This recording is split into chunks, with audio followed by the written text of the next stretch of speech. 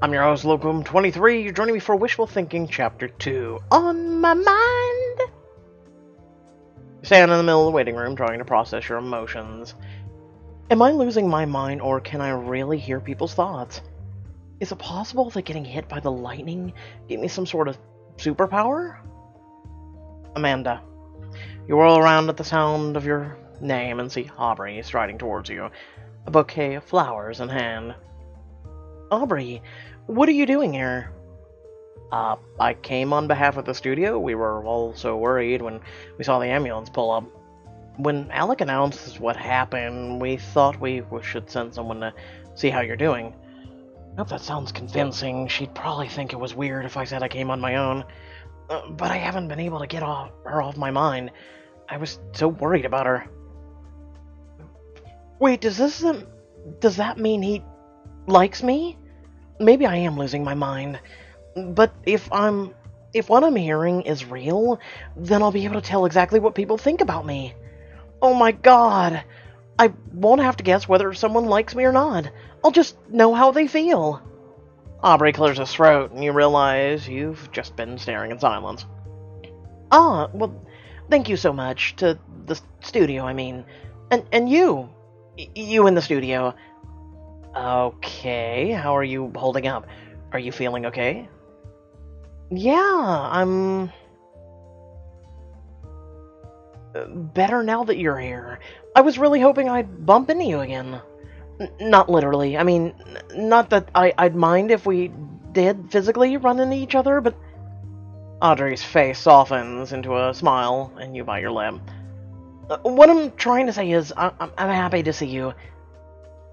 Same here. I wish it was under better circumstances, but, really glad you're okay. It worked. I think it worked. Was that flirting? Ugh. I'm actually surprised you're already up and about. I figured you'd be resting. Or dead. They let me go. I feel okay, and my tests were fine, so I guess there was no reason to keep me. Wow, Amanda. Are you some kind of superhuman? No, just a regular old human, completely normal. Aw, you're telling me that your brush with danger didn't leave you with special powers? No! I mean, that would be scientifically unlikely outside a comic book. He laughs and gently swats your arm. I'm just teasing, but tell me if you suddenly develop telekinesis or laser eyes. Oh, good one. I guess I'll have to keep an eye on my symptoms. She's an odd one, that's for sure, but she's charming in her own way.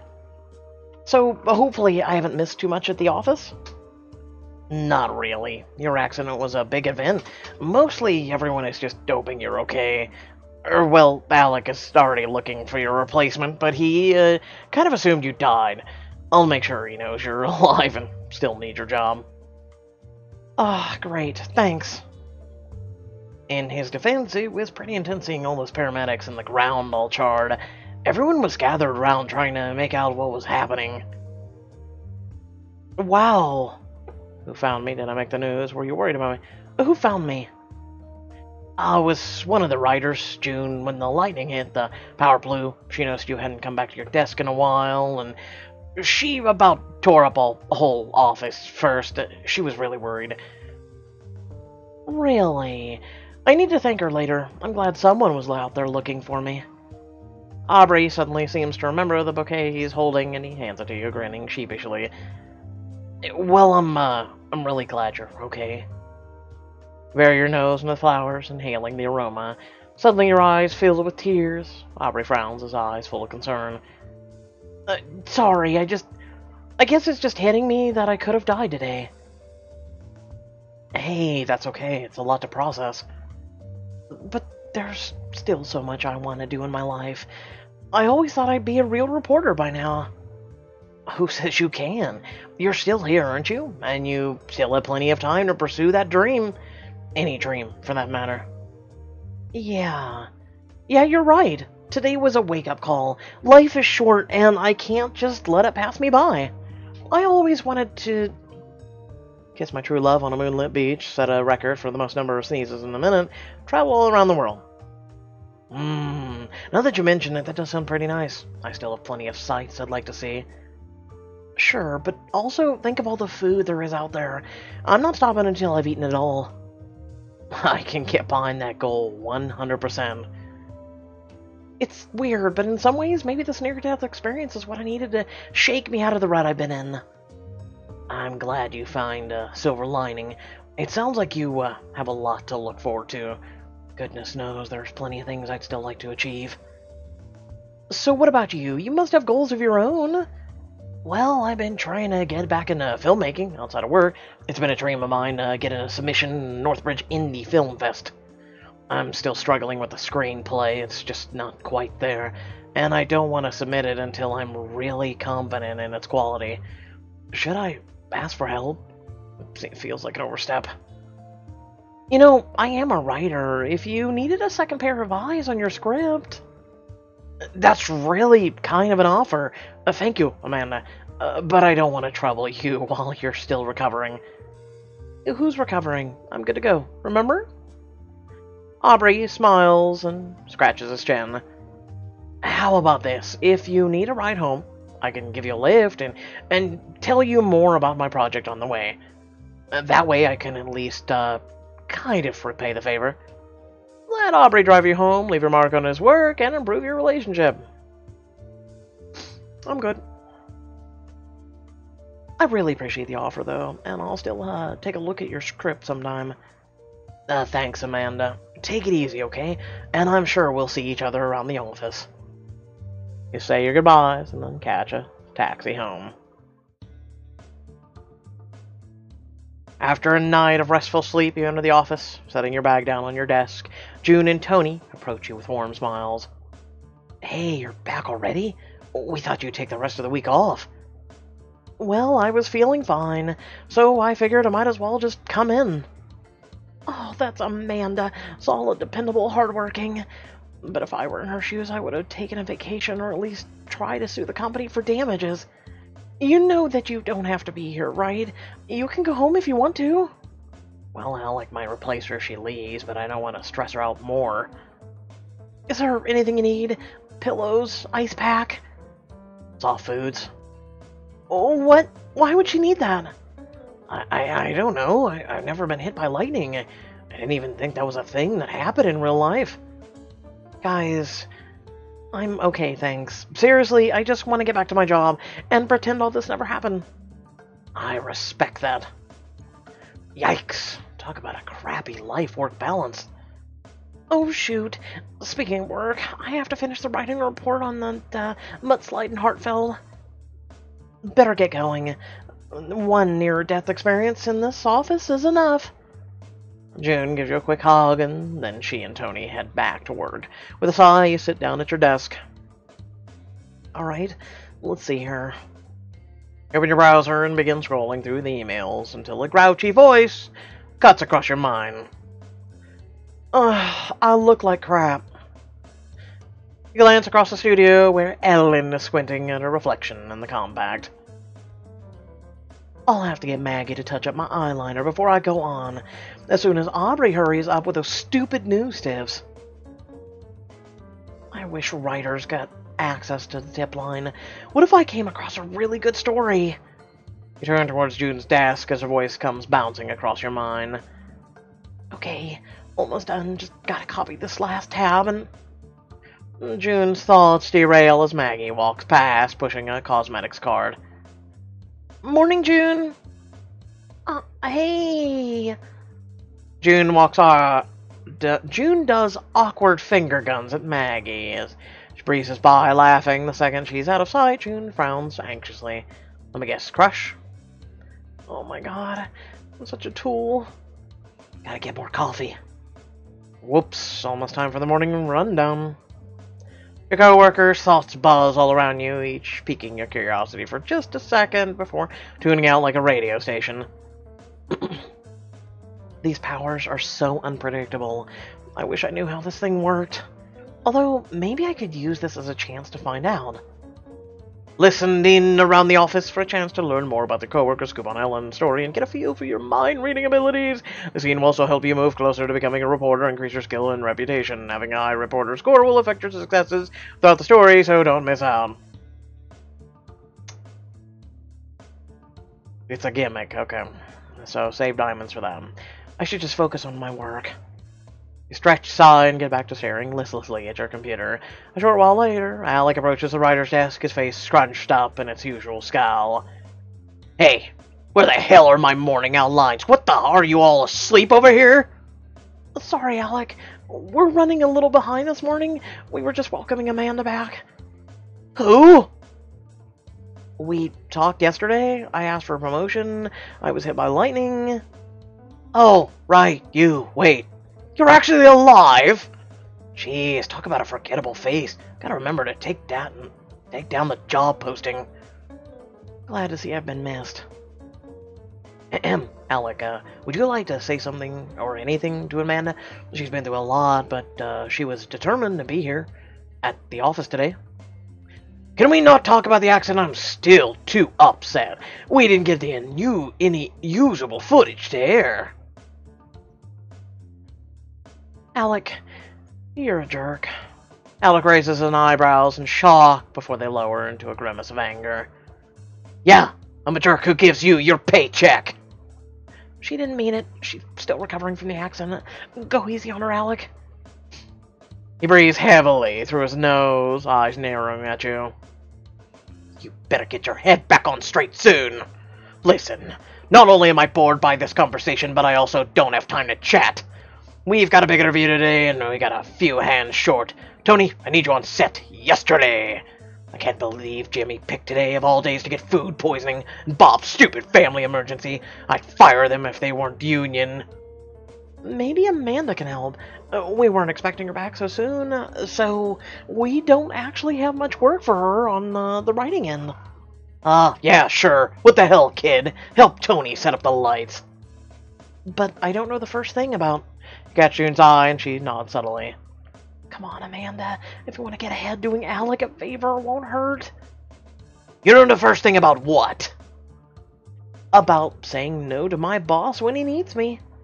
Alec makes gagging a noise, but he waves you off, and you and Tony quickly hurry over to the interview set.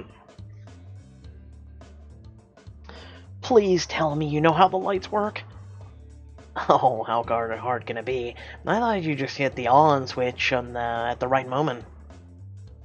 You say that, but the last thing I need is to get fired for breaking a $5,000 lamp. As you orient yourself with the lamp, people bustle all around you, and you turn back to Tony. Wow, the studio never seems this busy for the writers' desks. Is this normal? Well, sometimes, but today's especially big. Alec's been trying to book Charlie Carmichael on here for ages. And we finally scored an interview with his campaign manager. Wait, as in Charlie McCarlin, who's running for governor? Oh, the one and the same.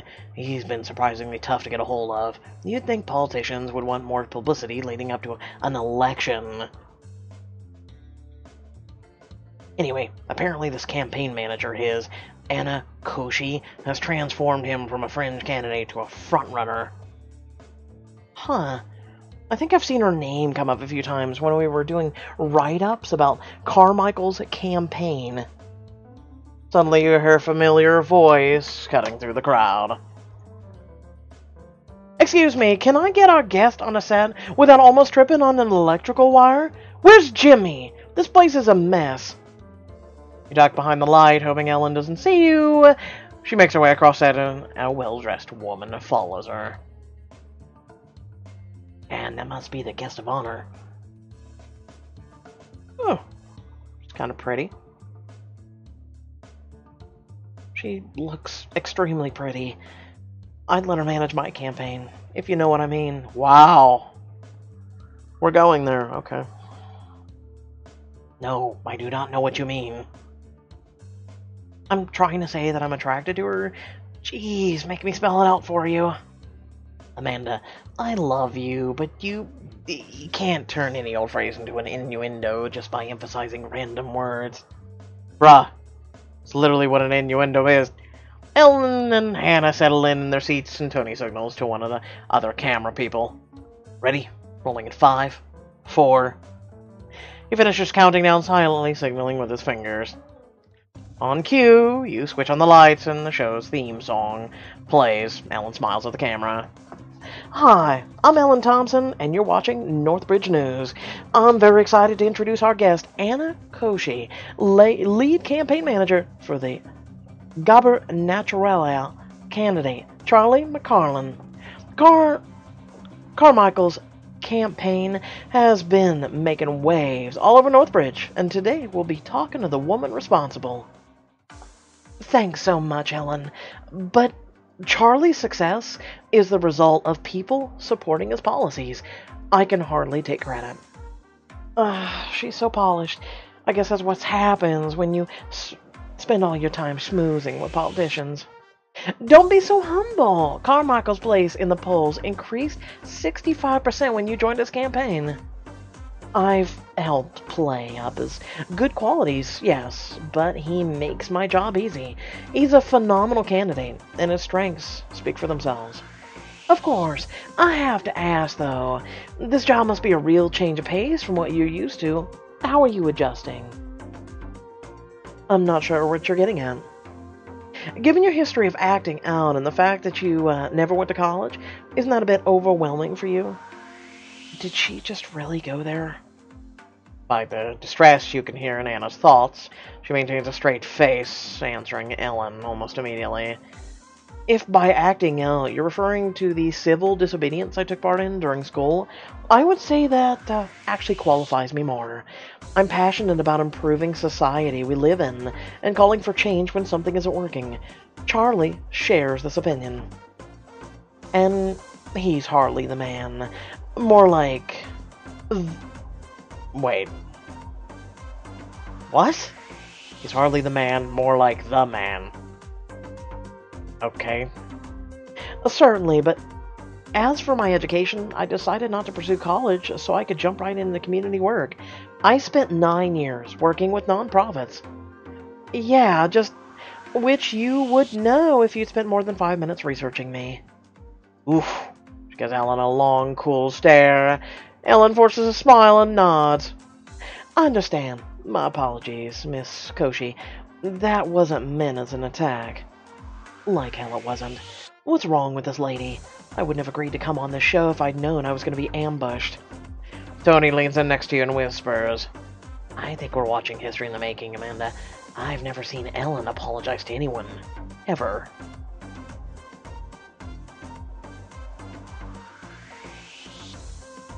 I might be in love. The guest isn't taking any of her crap. You can practically feel the raw alpha confidence hitting Ellen. It's beautiful to watch. Please, no one ever let Ellen forget this. Would it be weird to hide pictures of Anna around the office in places where Ellen might find them? Oh, yes it would. But I don't even care because it'd be so funny. Ellen turns back to the camera, a pained smile plastered on her face. There you have it, folks. A real self-made woman. We'll be back after the break. The lights go up and the camera stop rolling. Anna's cool composure instantly melts away, and she stands up sharply. What is this, TMZ? I thought you invited me here to talk about my work on Charlie's campaign, not to drag me through the mud. Oh, I'm sorry. I figured you'd have thicker skin from working in politics. Forgive me if I hurt your precious feelings. Ellen, a word if you would. Ellen rolls her eyes, but joins Alec off the side of the set. Anna storms off. Come on, Anna. Keep your head up. Don't let them get you. Wow, she puts on a tough face, but it sounds like those questions actually upset her. I hope she's okay. You turn to where Alec and Ellen are arguing. Snippets of the conversation float your way. As if you're trying to scare off our important guest. Save the third degree for people who actually have dirt to dig up, yeah? Everyone has dirt, Alec. Don't tell me how to do my job. Hey, newsflash, your highness. I'm your boss. I can tell you exactly how to do your job. This could go on for a while. I wonder if someone should check on Anna. It's not like I have anything else to do. Hopefully no one will notice that I'm gone.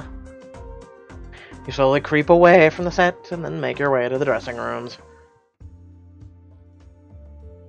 When you slip into the dressing room, Anna's bent over the desk, her head in her hands. I've worked so hard to get where I am today. Does it really matter if I took an unconventional path? Excuse me, Miss Koshi? Anna whirls around, quickly composing herself. Yes, what is it? Do they need me back on set? No, I just want to check that you're okay. I'm sorry that Ellen was rough on you. If it makes you feel better, she's like that to everyone. Oh, it's no big deal. Root reporters are par for the course in this line of work. I can imagine. That must get kind of tough after a while. Yeah, sometimes. Well, I'm sorry that you have to go through that. That's so thoughtful. I can't remember the last time someone was just genuinely kind, without an agenda. What, you haven't tuned into Locum 23? I mean, what? And she's cute, too. I'm fine, really, but I appreciate you asking. I didn't catch your name. Oh, Amanda Lambert. Nice to meet you, Miss Koshi. I'll, make a deal with you. You can call me Anna, if I can call you Amanda. Well, deal. Sorry. I don't usually work with the guest on the show, so I'm not really sure how formal we're supposed to be. So, what do you do here? Since clearly talking to me isn't your job. Oh, I mean, if you want me to leave... That's not what I meant. Don't worry, I won't tell anyone. I just hope I'm not keeping you from your work. Even if you were, this is way better. I wish I got to interact with the guests more. From what little I saw out there, you must have a fascinating story. How did you and Mr. Carmichael start working together? Well, I have a long history with the community. I've been involved with a lot of local non-profits and causes. Up until recently, I managed an NPO focused on creating more benefits for single mothers. Charlie sought me out, and well, the rest is history. Really? Tell me more about your community work. How did you get into it? I guess it started in high school. I led a student demonstration protesting our school's dress code because it was unfairly targeting young women. I organized a walkout on the day the school superintendent was visiting. We finally convinced the administration to enact a policy change. So, in other words, you've been rocking it since day one. Did that inspire you to get involved in politics? Absolutely. I got a taste of what it feels like to accomplish something important, and now there's no going back. Phew, flattery from a pretty girl. If only she knew how much I'm loving this, but I should keep it professional.